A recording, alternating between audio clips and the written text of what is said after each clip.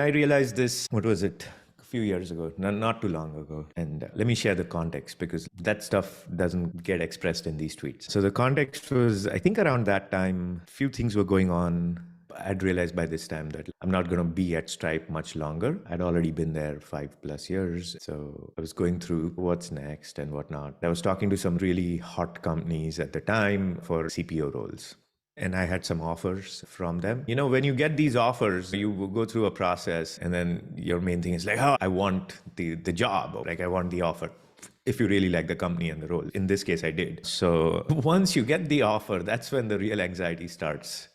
Because I'm like, okay, now what do? I want to make the correct decision. I don't want to mess up. Again, these are all great places to be because, you know, most people that you talk to in this situation and ask them for their guidance, they'll say, oh, you're in a great place, right? You can't go wrong. You have some great choices. So no matter what you pick, it's fine.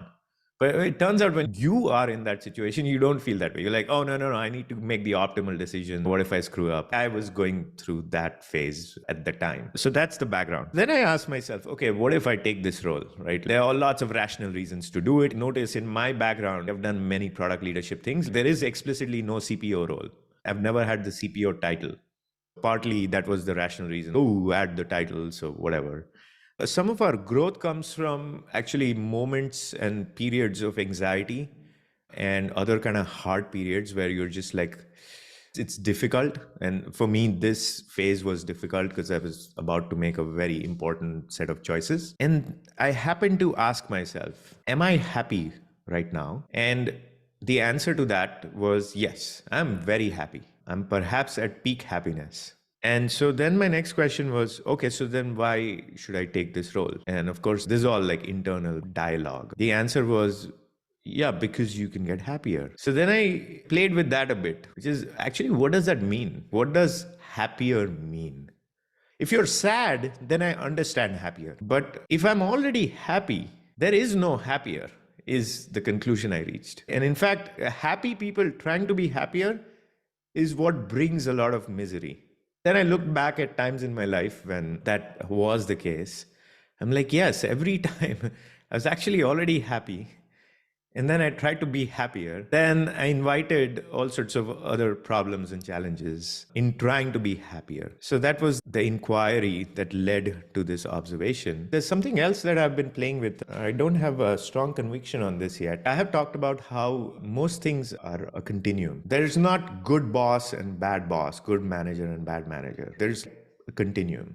Anytime somebody says, oh, you should only work for great managers, and if I replied to that and said, no, actually, it's not necessary that you only should work for great managers, the very next reply will be, oh, what are you talking about? You don't know what you're talking about. You're a terrible person because I had a toxic manager and he or she made my life hell. It is horrible to work for a toxic manager.